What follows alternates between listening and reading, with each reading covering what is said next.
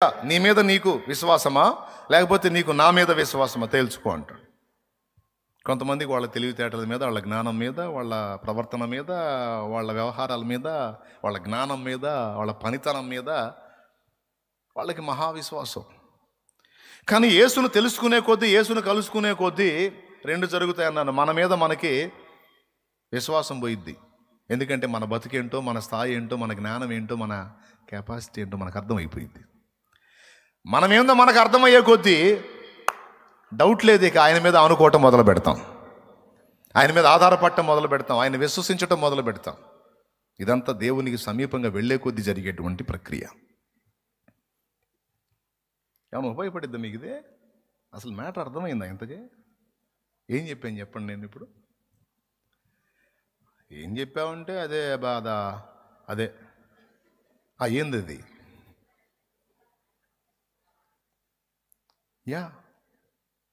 చూడండి, జక్కయ్యను దర్శించాడు. జక్కయ్య చూశాడు యేసుప్రభుని. వెంటనే తన అంతరంగంలో ఒక రకమైన ఫీలింగ్ స్టార్ట్ అయింది. ఆయన పరిశుద్ధుడు, ఆయన చుట్టూ ఉండేవాళ్ళు పరిశుద్ధులు, వాళ్ళు నాకంటే మంచివాళ్ళు, మనం వాళ్ళ కాదుగా, మనం తేడా. కాబట్టి చాలే, నాకు ఇంతవరకు చాలే. వాళ్ళని ప్రేమిస్తాడు, వాళ్ళని గౌరవిస్తాడు, వాళ్ళని అభిమానిస్తాడు, వాళ్ళ ఇళ్ళకి వెళ్తాడు. నాలాంటి పాపినే ఆయన అనుకుంటాడా? ఆయన కూడా తప్పులేదులే, ఎందుకంటే నేను మంచివాడిని కాదు కదా. ఆయన నన్ను పట్టించుకోకపోవటం కూడా నేలే. ఆయన నాలాంటి వాడిని ఎందుకు గుర్తిస్తాడు? ఆయన నేను పాపిని కదా, నా దగ్గర మంచి లేదు కదా.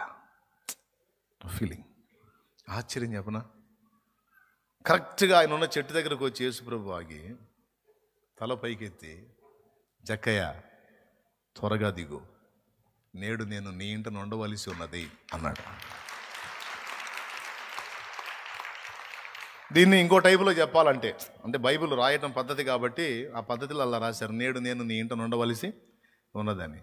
మామూలుగా చెప్పాలంటే, నా పందాలో చెప్పాలంటే, జక్కయ్య నేను వచ్చింది నీ ఇంటికేనాయా, నువ్వేం పైకి ఎక్కువసినా రా, ఎక్కడికి వచ్చాను అనుకున్నావు? మీ ఇంటికే, ఈరోజు మీ ఇంట్లోనే ఉండాలి, దా తొందరరా. ఆశ్చర్యం.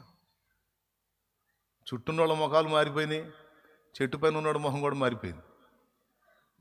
చుట్టూన్న వాళ్ళ ముఖాలేమో ఆశ్చర్యం, చెట్టు పైన ఉన్నవాడికేమో ఆనందం. నా ఇంటిగా ప్రభా, నా ఇంటిగా, ఊరు మొత్తం అసహించుకున్నాను ప్రభా, నేను పాపాత్ముడిని, నా ఇంటిగా, నా ఇంటిగా, నాలాంటోడి ఇంటిగా. అదేంటి, నేను మంచివాడిని కాదయా, నా ఇంటికి వస్తా. ఇదిగో నీ చుట్టూ వాళ్ళు మంచివాళ్ళు, వాళ్ళు పరిశుద్ధులు, నీతిమంతులు, నేను పాపిని. వాళ్ళంతా అనేది అదే నన్ను పాపి అయిన మనిషి. నేను నాకు దగ్గర కూడా ప్రేమ లేదు, కాఠిన్యం ఎక్కువ, నాకు మంచివాడిని కాదు, నా ఇంటికి రావటం ఏంది? ఏమో రావయ్యా, త్వరగా దిగిరా, నాకు వెళ్ళాలా. నాకు తెలిసి ఏ రేంజ్లో దిగుంటాడు ఊహించుకుందరు. అక్కడ పోయి నాకు అడుగుతాను, జక్కని ఎంత స్పీడ్గా దిగావు నువ్వు అని.